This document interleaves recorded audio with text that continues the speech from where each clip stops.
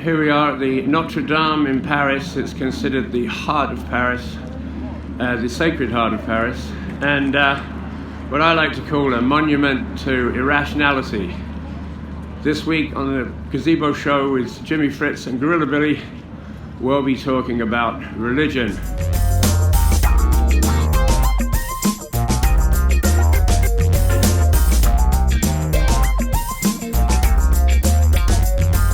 Welcome to, is it number 5 and number 6? The 5th episode. This is the 5th episode of the Gazebo show with Jimi, Fritz and Gorilla Billy, and this week we'll be talking about religion. Mm-hmm. Is it good or bad? There's actually been many debates with people, much smarter than we are, whether religion is a force for good or a force for evil. Mm-hmm. And I think they all come out on the case of evil. They say that good people will do good things, bad people will do bad things. But to get good people to do bad things takes religion. Because you've got to have some way of taking responsibility away from the individual. And if you think you're doing God's work, then you can blow yourself up on a bus or kill innocent people, or and it's justified. It's a way of justifying appalling actions which ordinarily, in a secular world, you wouldn't be able to justify any other way. Mm-hmm. But by divine, divine providence. Yes. Talk about the privilege of religion. Mm-hmm. Religion has a privileged place in our society, so it has this spot where, it's my religion, it's my belief, it's my sacred, divine belief. And so therefore you can't question it. Yeah, and then you end up with something like the Catholic Church. If that was a secular organization, they'd have been shut down immediately, and all these people would have gone to prison. I mean, religion in itself, the religions that are practiced today are basically Bronze Age philosophies. Mm-hmm. They were basically the best explanation that a Bronze Age could come up with for, why the world was like it was. So they just made all this shit up. They were just very, very poor explanations for things that we have very good explanations for. Today was Levada. It's the 15th of August. It's a big celebration. And Robbie wanted to watch, the procession on TV that was going through her hometown. People were being interviewed and so on.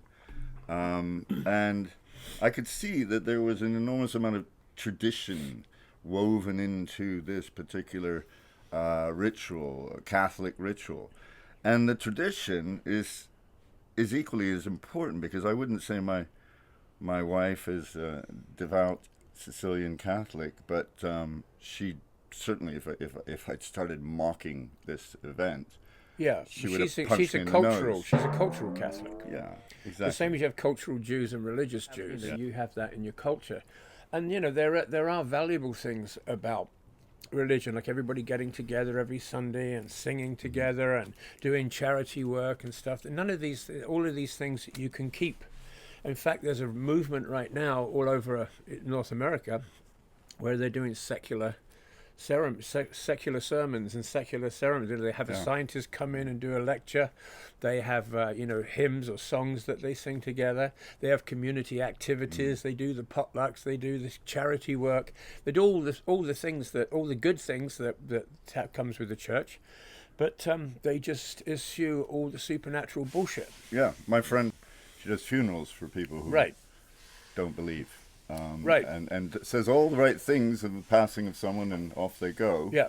But it's not linked to any particular faith. Right. We've had secular marriages for a long time, with the Justice of the Peace. Yeah, yeah. Now we have secular chaplains in the army. Mm. We have secular funeral directors and people doing Sunday ceremonies. And so these things are... we don't have to throw the baby out with the bathwater. We can keep the community activities. We can keep the community spirit. We can keep the parties and the festivals, but we just don't. We just don't need to believe in Bronze Age gods anymore.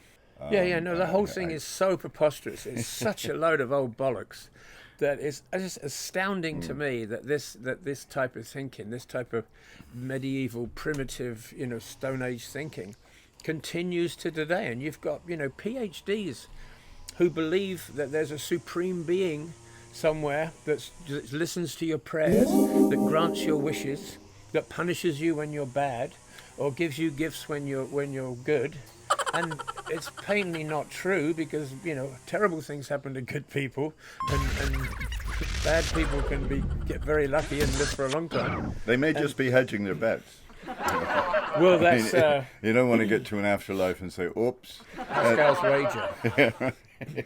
Tell me about Pascal's wager. Oh Lord, if in the unlikely event you do exist, please grant me this wish. I like the speech in Conan the Barbarian. By Arnold Schwarzenegger. I know he pulls out his thing and he's going into battle, and it's this impossible battle where he's probably going to die, and he says, "Oh my Lord Crumb, I've never called on you before, but today I call on you to help me. But if you don't help me today, go to hell." And then he rushes into battle. I'm surprised you can quote from that movie, but I think there's a great religious joke that I heard recently. It's a Jewish guy arrives in heaven, and God is like, "Jewish, huh? Oh, you guys have a great sense of humor. Tell me a joke." And the Jew goes, "Okay, there's these 5 Jews, and they're being put into the gas chamber." And God says, "Whoa, hey. That's not funny." He said, "I guess you had to be there." Yeah, you see, black humor is like food. Not everybody gets it. Well, I was raised a Catholic, and went through all the rituals, and then I went to an American Lutheran missionary boarding school.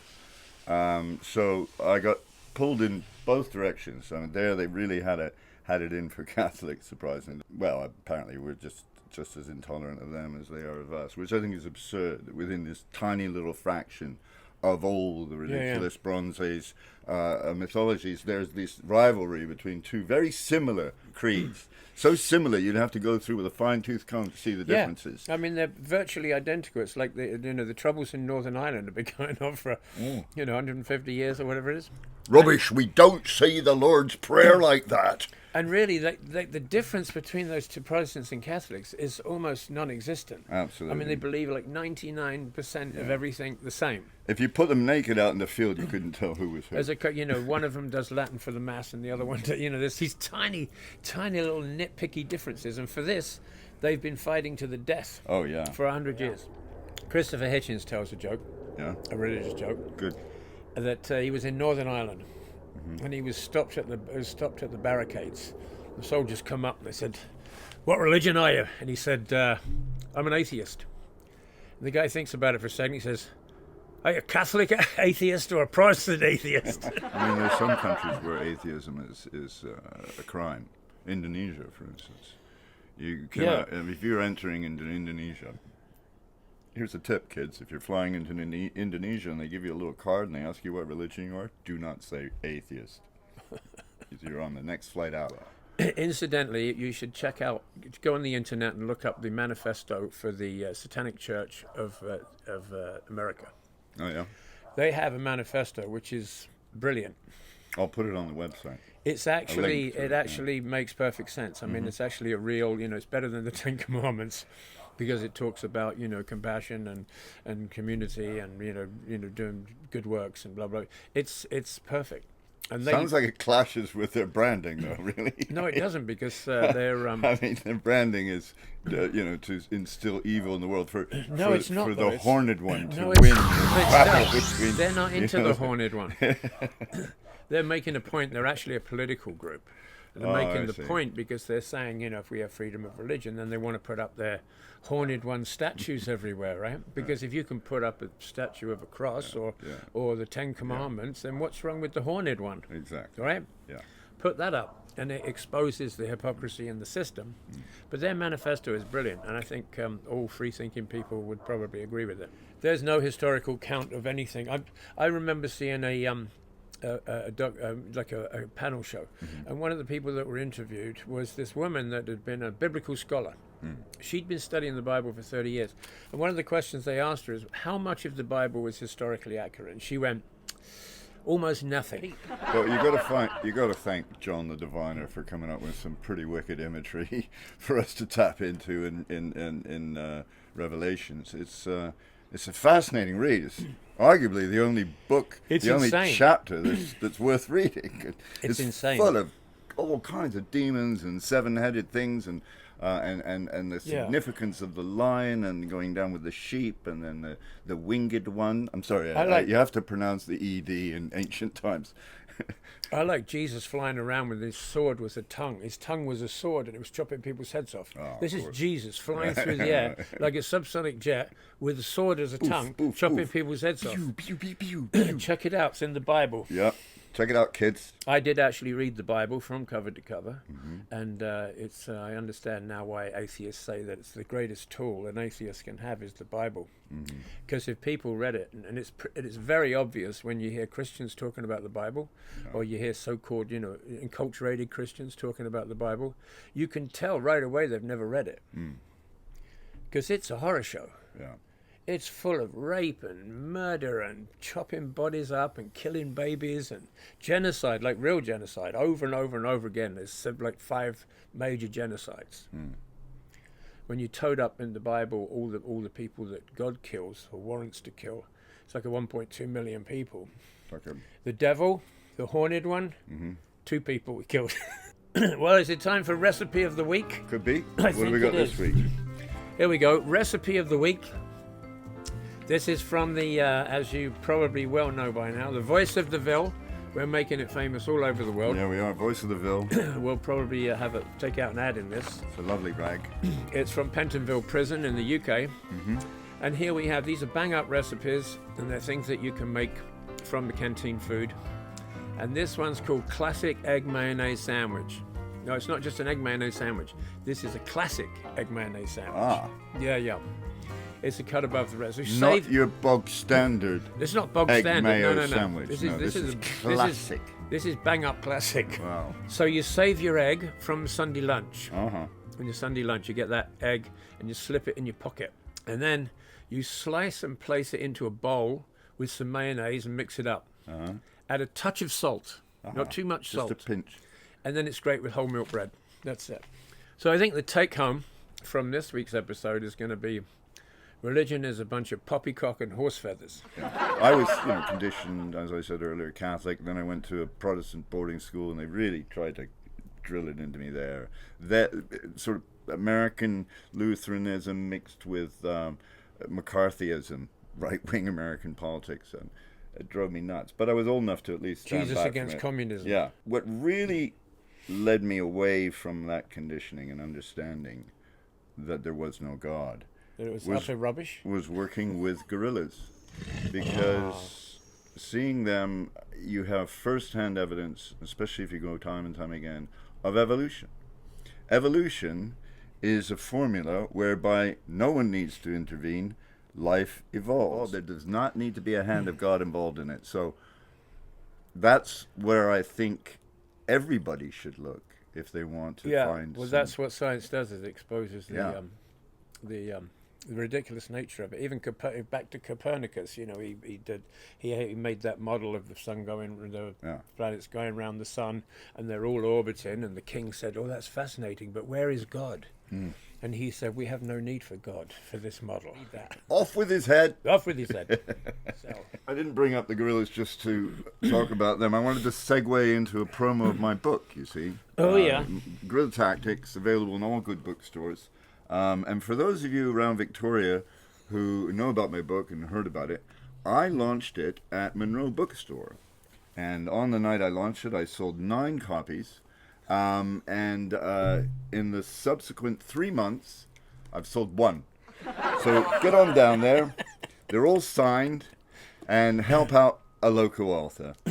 Guerrilla Tactics. Have a heart and help out a local author. There you go. Have a heart. And here we go. Logical Fallacy of the Week. I'd just like to promote this book too. It's called The Skeptic's Guide to the Universe. I lost the cover, but fantastic. It's a fantastic book. And I was curious where you were getting these. I think everybody should read this book, The Skeptic's Guide to the Universe, by Dr. Stephen Novella. Logical Fallacy of the Week. Straw man. Straw man. A straw man argument. Uh-huh. A straw man argument is one in which you construct a weaker version of someone else's position so that it's an easier target for you to knock down. Ah, yes. This is the opposite of the principle of charity, in which the strongest version of an opposing position is assumed. Often positions that no one actually holds are argued against. This can make it seem as if you have vanquished any objections to your own position, or it can be used to make the opposing side seem silly or easily refuted. So there you go. Watch out for the straw man, kids. All right.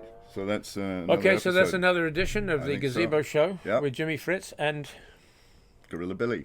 And don't miss the next show, and which will be about something even more fascinating than this one. Yeah, we're not sure yet, but check out our websites in the meantime. Like and subscribe.